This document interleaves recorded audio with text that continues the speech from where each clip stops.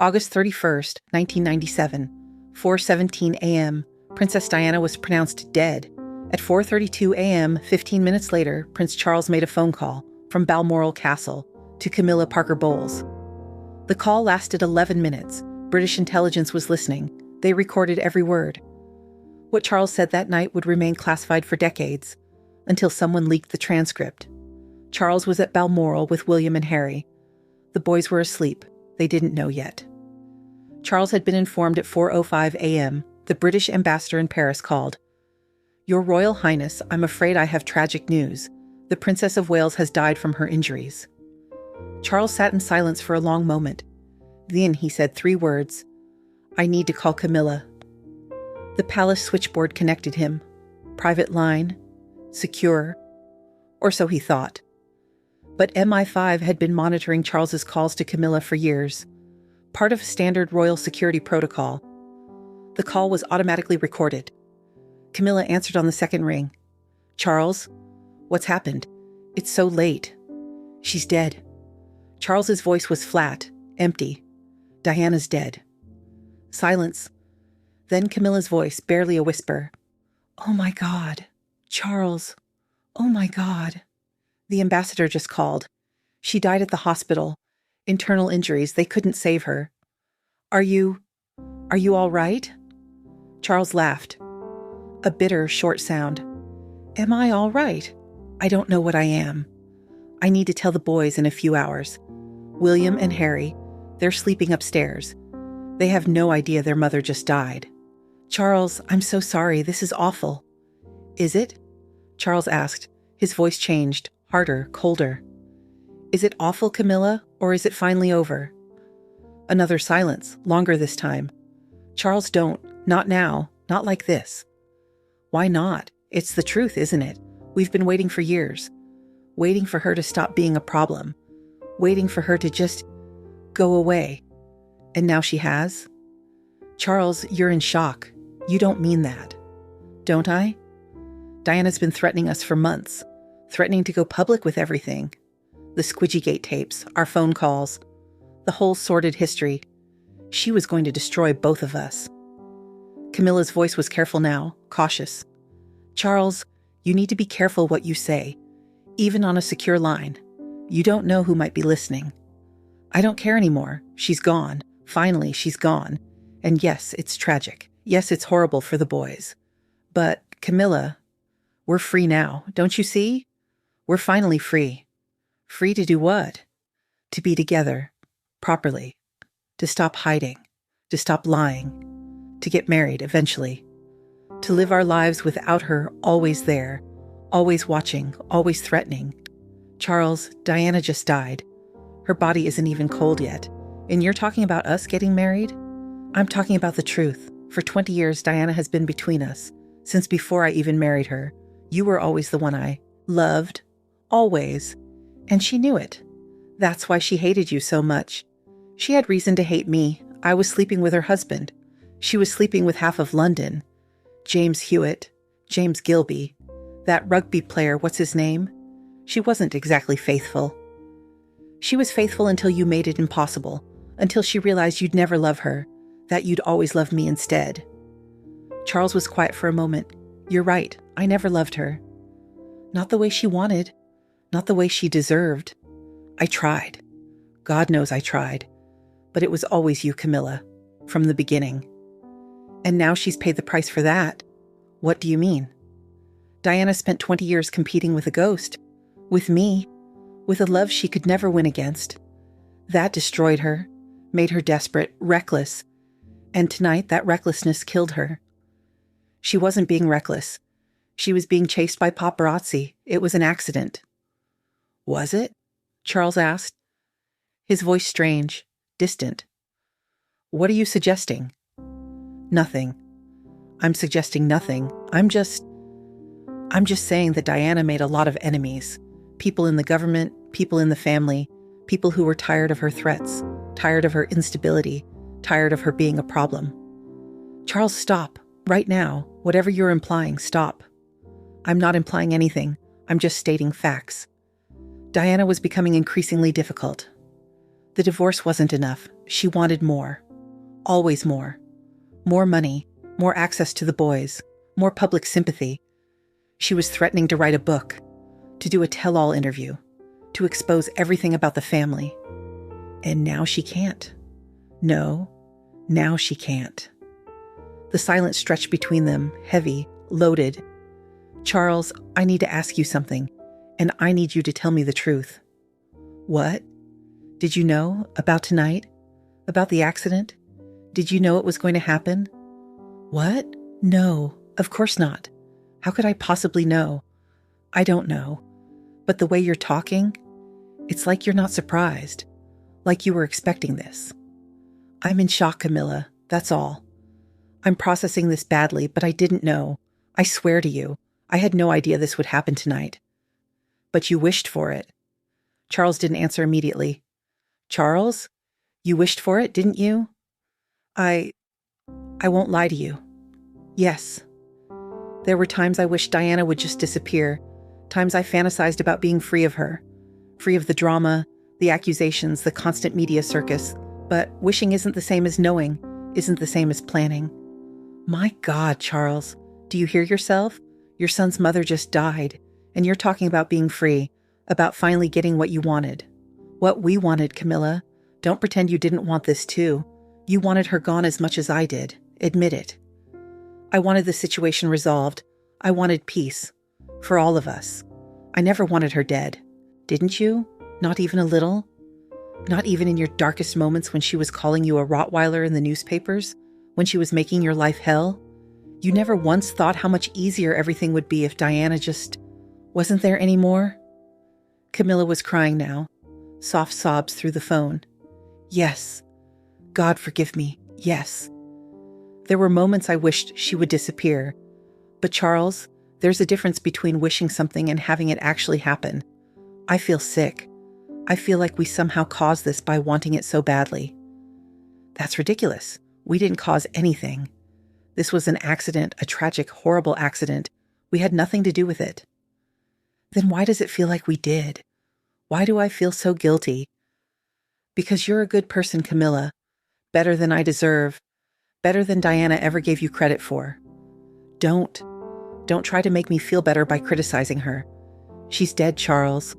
Whatever she did, whatever mistakes she made, she's dead now. And her sons are orphaned. They're not orphaned. They have me. You, the father who was never there, the father who was always with me instead, the father who loved his mistress more than their mother. You think that's enough?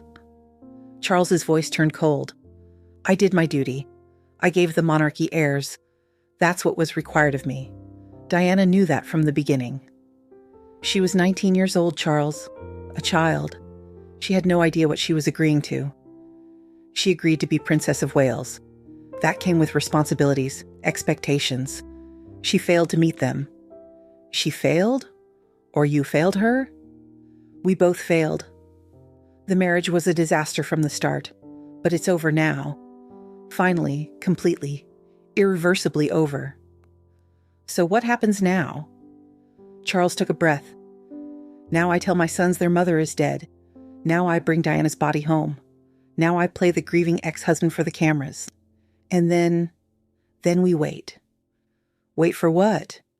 For enough time to pass, for the public grief to fade, for it to become acceptable for us to be seen together, for us to eventually marry. Charles, that could take years. I don't care. I've waited this long.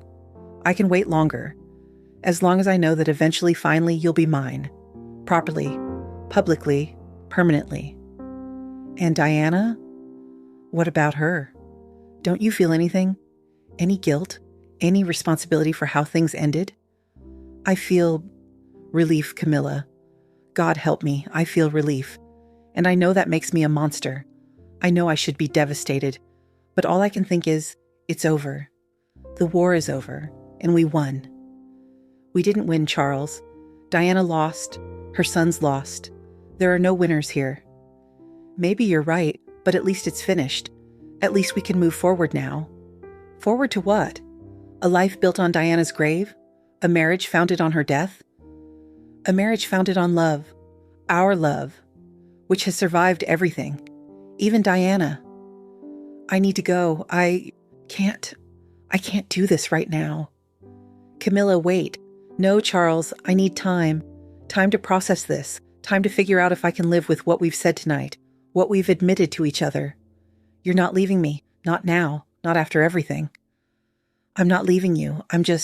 I need space. Call me tomorrow, after you've told the boys, after you've had time to think about what you really want. I know what I want. I want you. Then prove it. By being a father, by grieving properly, by doing right by Diana's memory, even if you couldn't do right by her in life. The call ended. 11 minutes, 47 seconds. Every word recorded, every admission preserved. The MI5 transcript was classified top secret, filed away, locked in a vault. Only a handful of people ever saw it, but someone made a copy. Someone always makes a copy. Years later, parts of the transcript leaked. Not everything, not the worst parts, but enough to cause a scandal, enough to confirm what many suspected. Charles and Camilla had been waiting for Diana to be gone, and when she finally was, their first emotion wasn't grief, it was relief. The leaked portions were dismissed as forgeries, fabrications. The palace denied the call ever happened, but people who worked in intelligence knew the truth. The call was real. The recording existed, and what Charles said that night revealed more than any interview ever could about the true state of his marriage to Diana and his relationship with Camilla. William and Harry never heard the recording. The palace made sure of that. But rumors reached them over the years, whispers about what their father said the night their mother died. In 2017, 20 years after Diana's death, William confronted Charles. Is it true? What they say about the phone call to Camilla? Charles denied everything. Lies. All lies. I was devastated by your mother's death. But William had seen the transcript. A journalist had shown him portions, verified by intelligence sources. I read it, Father. I read what you said. Finally, she's gone. We're free now. Did you say that? Charles couldn't meet his son's eyes. It was taken out of context. I was in shock. I didn't mean... You meant it. You were relieved. You and Camilla were relieved that my mother died. William, you have to understand. The situation was impossible. Your mother and I, we brought out the worst in each other. The marriage was toxic. So you're glad she's dead? No, I'm not glad. But I won't lie and say her death didn't make certain things simpler. William stared at his father. You married Camilla 2 years ago. You got exactly what you wanted. A life without my mother. I hope it was worth it. He walked out. The rift between William and Charles never fully healed. How could it? William knew the truth now. His father had been waiting for his mother to die. And when she did, his first call wasn't to his sons, wasn't to his mother, was to the woman he loved. The woman he'd always loved. More than duty, more than his wife, more than his sons. The phone call Charles made that night was supposed to remain secret forever, but secrets have a way of surfacing, especially when they reveal uncomfortable truths. That Charles never loved Diana, that he married her for duty, not love, that he spent their entire marriage wishing he was with Camilla instead, and that when Diana finally died, his reaction wasn't grief, it was relief. The MI5 agent who recorded the call retired in 2003. He'd listened to countless royal conversations, monitored security threats, filed endless reports, but that call haunted him. I've heard many things in my career, he told a colleague years later, but nothing as chilling as a man celebrating his ex-wife's death 15 minutes after it happened. The colleague asked if the tape still existed. Officially? No. Officially, it was destroyed per protocol after 10 years. But unofficially? Intelligence never destroys recordings of royal family members. Never. You never know when you might need them. For what?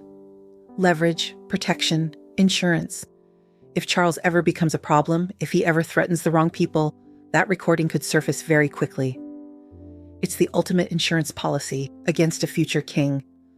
Camilla knows about the recording. She's known for years. It terrifies her. In private moments, she's told friends she regrets that call more than anything. If I could take back one conversation in my entire life, it would be that one. What Charles said, what I didn't say, the truth we admitted to each other. But she can't take it back. None of them can.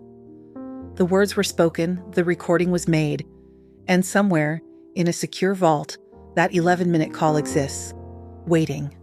Always waiting. For the day when someone decides the world needs to hear it. That day may never come. Or it may come tomorrow. But the threat is always there, hanging over Charles and Camilla. A reminder that some secrets are never truly safe, that some words can never be unspoken, and that the night Diana died, they revealed exactly who they were, and what they really felt. The recording is their nightmare, Diana's final revenge, from beyond the grave.